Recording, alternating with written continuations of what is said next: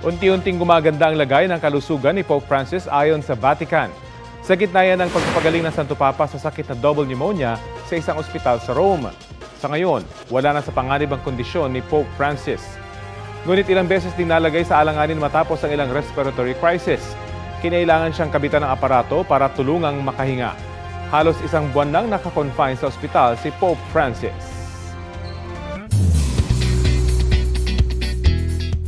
May first look na ang upcoming Kapuso film na Samahan ng Mga Makasalanan.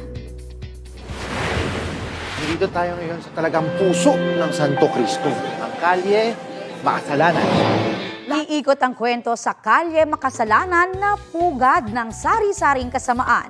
Ano kaya mangyayari kapag bumisita riyan ang karakter ni David Licauco? Spotted din sa teaser trailer sina Sparkle stars Lizelle Lopez, Charis Solomon, Jay Ortega, Betong Sumaya, Buboy Villar, Yuen Micael at marami pang iba.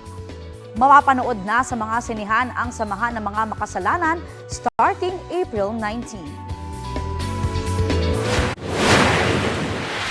Hindi pa man nakabababa sa eroplanong sinakyan mula Hong Kong, may kausap na si dating Pangulong Rodrigo Duterte tungkol sa isang arrest warrant. A warrant of arrest. So, you will just have to kill me. Kung hindi ako papayag, kung kakampi ka dyan sa mga puti. Bago lumapag ang eroplano, nagkalat na ang mga pulis at hinigpitan ang seguridad sa NAIA Terminal 3. Naroon sina PNP Chief Romel Marbil at CIDG Chief Police Major General Nicolas Torre III, kasama ang kinatawa ng Interpol o International Criminal Police Organization. Sa Facebook Live ni dating National Intelligence Coordinating Agency Chief Alex Paul Monteagudo, nakitang nag-usap sina Torre at dating Executive Secretary Salvador Medialdea. Lumabas ng eroplano ang dating Pangulo kasama ang kanyang common law wife na si Hanilet Avancenia at anak na si Veronica. Gayun din ang kanilang mga security personnel at dating gabinete. Nakunan sa Instagram Live ni Kitty ang diskusyon sa pagitan ni Duterte at Hanilet. Asa si Bingbong? Bong! Bong! Bong, halika Bong, tinan mo. Abusado kayo na sila. Dili mo hindi dapat ato agianan. Ayaw agianan. warrant. Wala lagi wala. Isinakay ang dating Pangulo sa coaster ng PNP sa labas ng NAIA Terminal 3 kasama ang kanyang pamilya, mga abogado at dating gabinete, papunta sa Villamor Air Base sa Pasay kung saan hinigpitan din ang seguridad. Doon din minasahan ng Miranda rights ang dating Pangulo. By virtue of the warrant of arrest issued by the ICC for crimes against humanity. Sir, you have the right to remain silent. You have the right for counsel of your choice. Anything you say may be used for and against you in a court of law. And I want to ask you, sir, if you understand these rights. Sa Instagram story ni Veronica Duterte, pasado alas 12 ng tanghali, kwestiyon ng dating Pangulo ang pag-aresto sa kanya. Show to me now the legal basis for my being here. As apparently I was brought here not of my own volition. Sa labas ng Villamor Air Base, maghapong nakabantay sarado ang mga pulis. Nagsidatingan din noon ang mga abogado at taga-suporta ng dating Pangulo.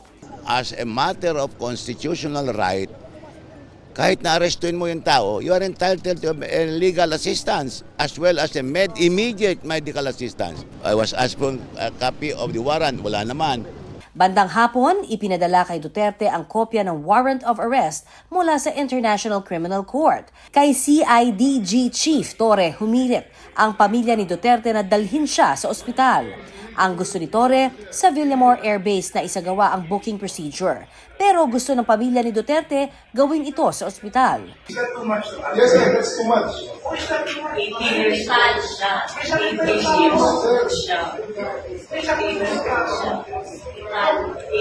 years old siya. Walang kaso. 80 years old siya. Sa isang punto, hinila pabalik ni Kitty ang kanyang inang si Hanilet. Ilan sa Filipino ang nahuli kayong araw na to? Anong kaso? Kaya nga, anong kaso? Gawa lang yung kaso. Sir, going by your logic, sir, kailangan ng Filipino ilang presidente na namumuk. So that means that you are banking on the inequality of the law because of the standard of the person. Kinagabihan, bago mag-alas 9, sumakay ang dating Pangulo sa eroplano. Kasama niya sa eroplano si Medialdea. Pumunta rin ang anak ng dating Pangulo na si Vice President Sara Duterte, pero hindi rin daw siya pinapasok. 3 minuto pasado alas 11 ng gabi, umalis ang eroplanong sinakyan ng dating Pangulo papuntang The Hague sa the Netherlands. Makalipas lang ang ilang minuto, nagsalita si Pangulong Bongbong Marcos sa Malacanang. Nilinaw niya na ang pagsilbi ng PNP ng arrest warrant kay dating Pangulong Duterte ay bunsod ng hiling ng International Criminal Police Organization o Interpol. Hindi raw nakipagtulungan ng gobyerno sa ICC mula nang kumalas ang Pilipinas sa Rome Statute noong March 2019. The arrest, what we did was in compliance with our commitments to Interpol. It just so happened that that came from ICC. But it's not because it came from ICC. It's because it came from Interpol. Kung hindi natin kinakausap yung ICC, marami silang hinihingi sa atin ng mga dokumento, wala kaming binigay. Connie Sison, nagbabalita para sa GMA Integrated News. Kaugnay sa mga sinabi ni Atty. Salvador Panelo sa ating interview sa kanya kanina, sinubukan po naming tawagan para makapanayam din ang mga tagapagsalita at opisyal ng PNP pero hindi pa sila sumasagot sa aming mga tawag. Sa press conference naman ngayong tanghali, sinabi ng Malacanang na hindi totoong hindi binigyan ng atensyong medikal si dating Pangulong Duterte habang nasa kustodiya ng mga otoridad kahapon.